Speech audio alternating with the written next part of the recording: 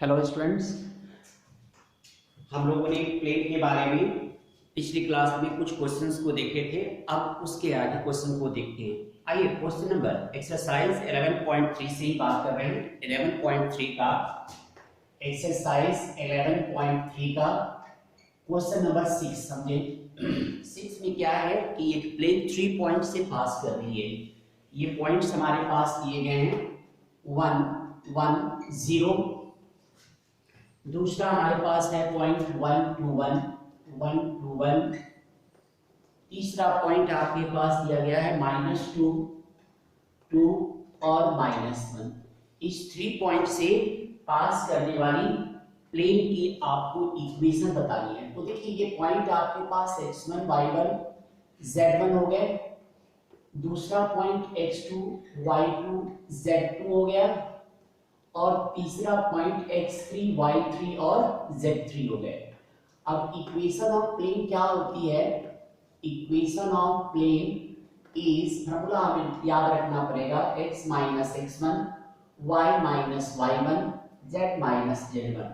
x2 minus x1 y2 minus y1 z2 minus z1।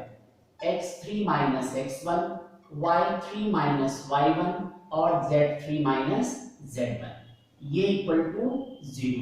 अब इसमें x1 x2 x3 y1 y2 y3 और z1 z2 z3 की value को put कर दीजिए। तो यहां से x माइनस 1 y माइनस 1 और z माइनस 0 हो गए। अब x2 माइनस x1 मतलब 1 माइनस 1 तो 0 हो गया आपके पास। फिर क्या है y2 माइनस y1 2 माइनस 1 तो 1 हो गए। इसके बाद क्या है z2 minus 1 minus 0 that is 1 हो गया हमारे पास। फिर से है थर्ड है x3 माइनस 2 माइनस 1 तो ये -3 हो गए।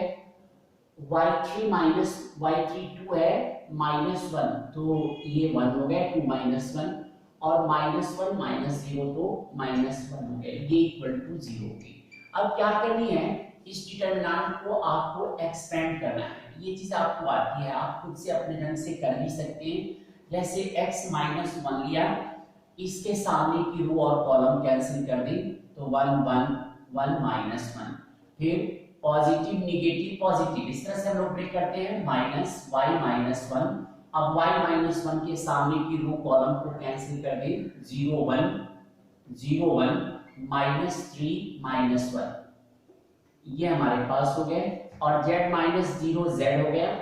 z के सामने की रो और कॉलम कैंसिल कर दी 0 1 -3 1 ये इक्वल टू 0 हो गई। अब सॉल्व कर लीजिए x माइनस 1।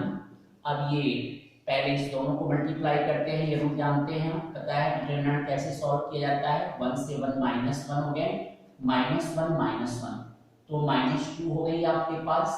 फिर माइनस y माइनस 1 इंटू हमारे पास 0 माइनस -2 दैट इज कॉल्ड +3 हो गए यहाँ से +3 और z इंटू 0 +3 तो ये हमारे पास 3 हो गए इक्वल टू 0। अब ब्रैकेट ओपन कर दें तो -2x + 2 -3y + 3 + 3z equal to 0।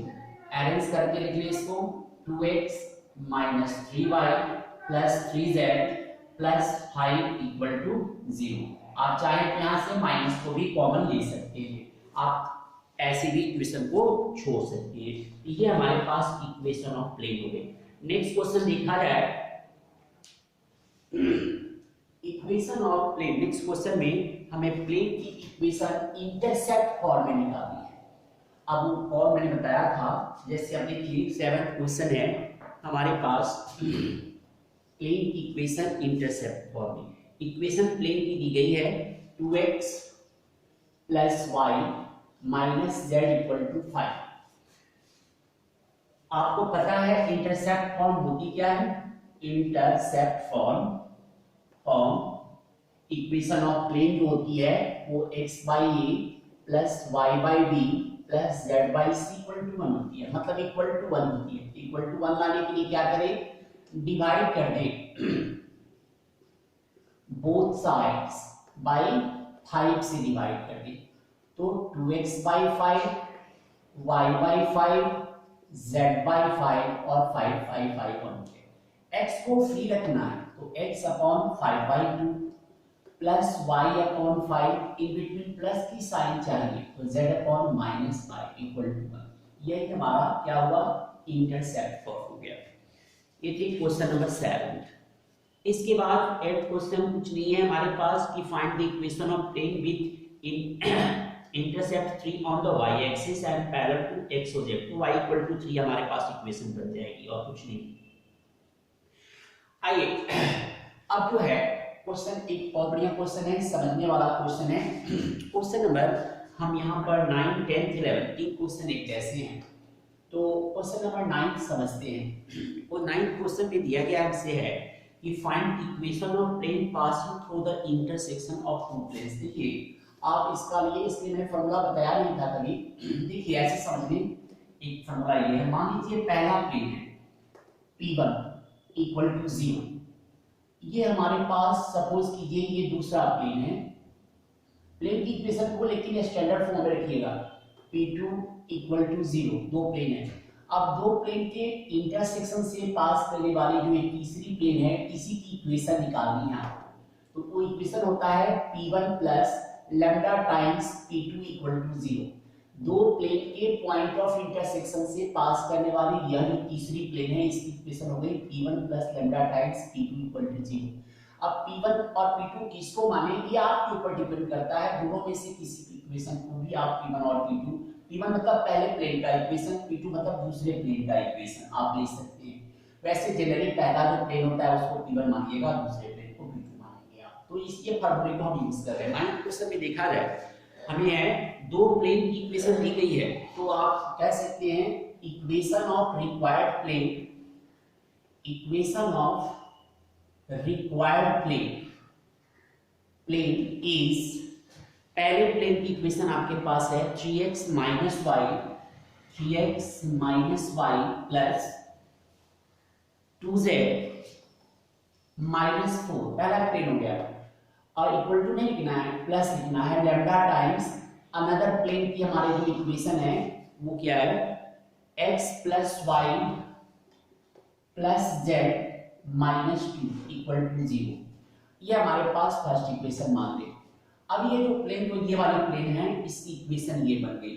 ये पहला प्लेन था इक्वल टू 0, ये दूसरा प्लेन था इक्वल टू 0 लिखना नहीं है लेकिन टर्म्स वन साइड कर लेनी है हमारे पास। तो पहला प्लेन और दूसरा प्लेन हमारे पास बन गया। तो first plane plus lambda times another plane equal to 0, ये तीसरे प्लेन की इक्वेशन हो गई।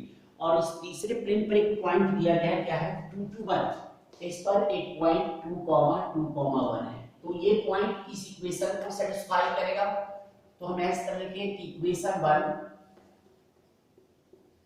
पासेस थ्रू 2 to 1 पॉइंट से पास करती है तो ये इसको सेटिस्फाई करेगा। तो x की जगह 2, y की जगह 2, z की जगह 1 इस इक्वेशन में पुट कर देंगे। 3 into 2 6 हो गए, -2 plus 2 -4 plus lambda times 2 plus 2 plus 1 -2 equal to 0। Solve कर लेते हैं। 2 और प्लस 2 -2 कैंसिल हो गए, 6 -4 2 हो गए आपके पास, प्लस लैम्डा टाइम्स एक 2 से 2 यहाँ की मैंने कैंसिल कर दिया 3 इक्वल टू 0। तो लैम्डा की वैल्यू हमारे पास हो गई -2/3। अब लैम्डा की इस वैल्यू को फर्स्ट इक्वेशन में पुट कर दीजिए। Put lambda in equation first, we get क्या मिलता है देखिए। तो इस तरह हमारे पास 3x minus y plus 2z minus 4 minus 2/3 times x plus Y plus Z minus 2 equal to 0। क्या करें 3 कॉमन एलसीएम ले लें, 3 से इधर मल्टीप्लाई कर दें तो 9x minus 3y plus 6z minus 12 और माइनस 2 से तो minus 2x minus 2y minus 2z plus 4 और ये इक्वल टू 0। 3 क्रॉस मल्टीप्लाई करने साथ साथ 9x में से 2x माइनस कर दिया 7x हो गए, माइनस 3y माइनस 2y तो माइनस का 5y हो गया, प्लस का 6z माइनस का 2z तो प्लस का हमारे पास 4z हो गए, -12 प्लस तो प्लस का माइनस का 8 हो गया। यही हमारे पास रिक्वायर्ड इक्वेशन ऑफ प्लेन बन गई। तो इस तरह हम लोग जो है क्वेश्चन नंबर 9 तक कंप्लीट किए। अभी तक तो 9 के 11 के तीनों क्वेश्चन हमारे पास एक जैसे हैं।